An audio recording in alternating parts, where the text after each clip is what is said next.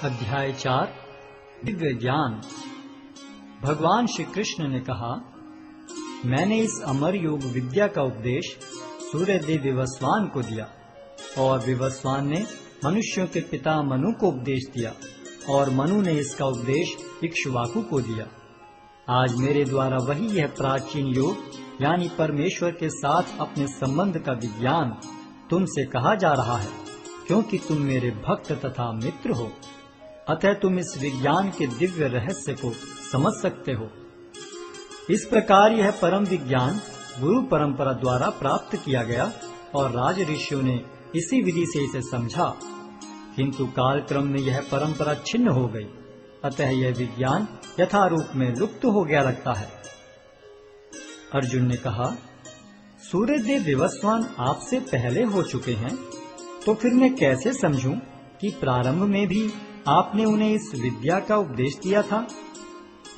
श्री भगवान ने कहा, तुम्हारे तथा मेरे अनेकानेक जन्म हो चुके हैं। मुझे तो उन सब का स्मरण है, किंतु हे परंतप तुम्हें उनका स्मरण नहीं रह सकता है। यद्यपि मैं अजन्मा तथा विनाशी हूँ और यद्यपि मैं समस्त जीवों का स्वामी हूँ, तो भी प्रत्येक युग में मैं अपने आदि दिव्य रूप में प्रकट होता हूँ। हे भरतवंशी, जब भी और जहाँ भी धर्म का पतन होता है और अधर्म की प्रधानता होने लगती है, तब तब मैं अवतार लेता हूँ। भक्तों का उद्धार करने, दुष्टों का विनाश करने तथा धर्म की फिर से स्थापना करने के लिए मैं हर युग में प्रकट होता हूँ।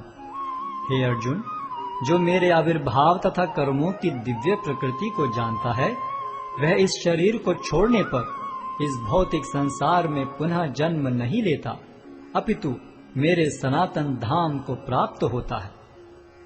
आसक्ति, भय तथा क्रोध से मुक्त होकर मुझ में पूर्णतया तन्मय होकर और मेरी शरण में आकर बहुत से व्यक्ति भूतकाल में मेरे ज्ञान से पवित्र हो चुके हैं। इस प्रकार से उन सबों ने मेरे प्रति दिव्य प्रेम को प्राप्त किया है।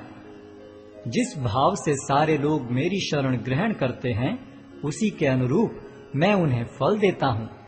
हे पार्थ, प्रत्येक व्यक्ति सभी प्रकार से मेरे पथ का अनुगमन करता है। इस संसार में मनुष्य सकाम कर्मों में सिद्धि चाहते हैं, फलस्वरूप वे देवताओं की पूजा करते हैं। निस्संदेह संसार में मनुष्य को सकाम कर्म का फल शीघ्र प्राप्त होता है। प्रकृति के तीनों गुणों और उनसे संबद्ध कर्म के अनुसार मेरे द्वारा मानव समाज के 4 विभाग रचे गए। यद्यपि मैं इस व्यवस्था का सृष्टा हूँ, किंतु तुम यह जान लो कि मैं इतने पर भी अव्यय अकर्ता हूँ। मुझ पर किसी कर्म का प्रभाव नहीं पड़ता, न ही मैं कर्म फल की कामना करता हूँ। जो मेरे संबंध में इस सत्य को जानता है, वह भी कर्मों के फल के पाश में नहीं बंधता। प्राचीन काल में समस्त मुक्तात्माओं ने मेरी दिव्य प्रकृति को जान करके ही कर्म किया। अतः तुम्हें चाहिए कि उनके पद चिन्हों का अनुसरण करते हुए अपने कर्तव्य का पालन करो। कर्म क्या है और अकर्म क्या है, इसे निश्चित करने में बुद्धिमान व्यक्ति भी मोहग्रस्त हो जाते हैं। अतः मैं तुमको बताऊंगा कि कर्म क्या है, जिसे जानकर तुम सारे अशुभ से मुक्त हो सकोगे। कर्म की बारीकियों को समझना अत्यंत कठिन है। अतः मनुष्य को चाहिए कि वह यह ठीक से जाने कि कर्म क्या है, विकर्म क्या है और अकर्म क्या है।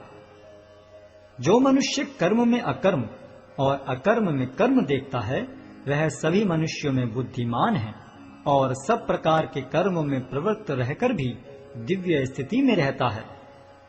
जिस व्यक्ति का प्रत्येक प्रयास इंद्रिय तृप्ति की कामना से रहित होता है, उसे पूर्ण ज्ञानी समझा जाता है।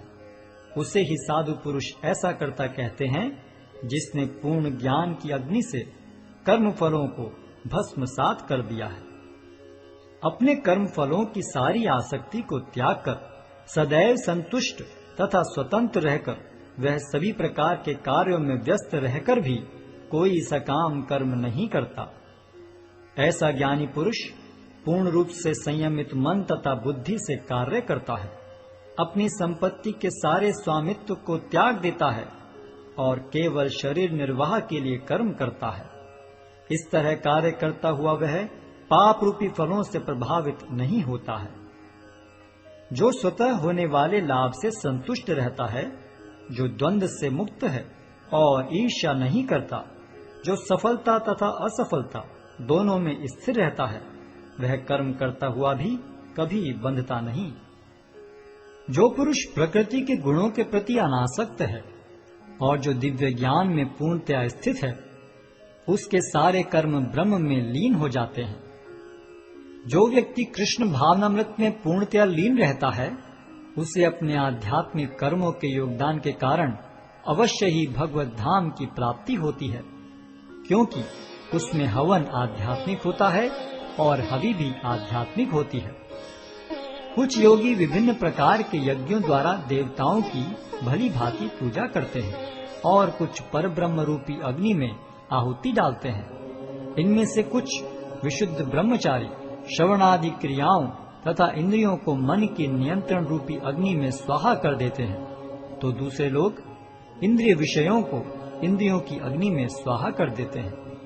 दूसरे जो मन तथा इंद्रियों को वश में करके आत्म साक्षात्कार करना चाहते हैं, संपूर्ण इंद्रियों तथा प्राण वायु के कार्यों को संयमित मन रूपी अग्नि में आहुति कर देते हैं। कठोर व्रत अंगीकार करके कुछ लोग अपनी संपत्ति का त्याग करके, कुछ कठिन तपस्या द्वारा, कुछ अष्टांग योग पद्धति के अभ्यास द्वारा अथवा दिव्य ज्ञान में उन्नति करने के लिए वेदों के अध्ययन द्वारा प्रबुद्ध बनते हैं। अन्य लोग भी हैं जो समाधि में रहने के लिए श्वास को रोके रहते हैं। वे अपान में प्राण को और प्राण में अपान को रोकने का अभ्यास करते हैं और अंत में प्राण अपान को रोककर समाधि में रहते हैं। अन्य योगी कम भोजन करके प्राण की प्राण में ही आहुति देते हैं। ये सभी यज्ञ करने वाले यज्ञों का अर्थ जानने के कारण पाप कर्मों से मुक्त हो जाते हैं और यज्ञों के फल रूपी अमृत को चखकर परम दिव्य आकाश की ओर बढ़ते जाते हैं। हे कुरुश्रेष्ठ, जब यज्ञ के बिना मनुष्य इस लोक में या तो इस जीवन में ही सुखपूर्वक नहीं रह सकता, तो फिर अगले जन्म में कैसे रह सकेगा। ये विभिन्न प्रकार के यज्ञ वेद सम्मत हैं और ये सभी विभिन्न प्रकार के कर्मों से उत्पन्न हैं। इन्हें इस रूप में जानने पर तुम मुक्त हो जाओगे। हे परंतप, द्रव्य यज्ञ से ज्ञान यज्ञ श्रेष्ठ है।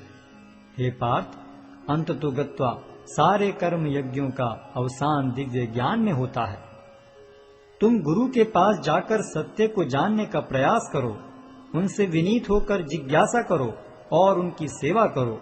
स्वरूप सिद्ध व्यक्ति तुम्हें ज्ञान प्रदान कर सकते हैं, क्योंकि उन्होंने सत्य का दर्शन किया है। स्वरूप सिद्ध व्यक्ति से वास्तविक ज्ञान प्राप्त कर चुकने पर तुम पुनः कभी ऐसे मोह को प्राप्त नहीं होगे, क्योंकि इस ज्ञान के द्वारा तुम देख सकोगे कि सभी जीव परमात्मा के अंश स्वरूप हैं, अर्थात वे सब मेरे हैं। यदि तुम्हें समस्त पापियों में भी सर्वाधिक पापी समझा जाए, तो भी तुम दिव्य ज्ञान रूपी नाव में स्थित होकर दुख सागर को पार करने में समर्थ होगे। जैसे प्रज्वलित अग्नि ईंधन को भस्म कर देती है, उसी तरह हे अर्जुन, ज्ञान रूपी अग्नि भौतिक कर्मों के समस्त फलों को जला डालती है। इस संसार में दिव्य ज्ञान के समान कुछ भी उदात्त तथा शुद्ध नहीं है। ऐसा ज्ञान समस्त योग का परिपक्व फल है। जो व्यक्ति भक्ति में सिद्ध हो जाता है, वह यथा समय अपने अंतर में इस ज्ञान का आस्वादन करता है। जो श्रद्धालु दिव्य ज्ञान में समर्पित हैं और जिसने इंद्रियों को वश में कर लिया है, वह इस ज्ञान को प्राप्त करने का अधिकारी है और इसे प्राप्त करते ही वह तुरंत आध्यात्मिक शांति को प्राप्त होता है। किंतु जो अज्ञानी तथा श्रद्धा विहीन व्यक्ति शास्त्रों में संदेह करते हैं, वे भगवत भावनामृत नहीं प्राप्त करते, अपितु नीचे गिर जाते हैं। संशयात्मा के लिए न तो इस लोक में न ही परलोक में कोई सुख है। जो व्यक्ति अपने कर्म फलों का परित्याग करते हुए भक्ति करता है और जिसके संशय दिव्य ज्ञान द्वारा विनष्ट हो चुके हैं, वही वास्तव में आत्मपरायण है। हे धनंजय, वह कर्मों के बंधन से नहीं बंधता। अतएव तुम्हारे हृदय में अज्ञान के कारण जो संशय उठे हैं, उन्हें ज्ञान रूपी शस्त्र से काट डालो। हे भारत, तुम योग से समन्वित होकर खड़े हो और युद्ध करो।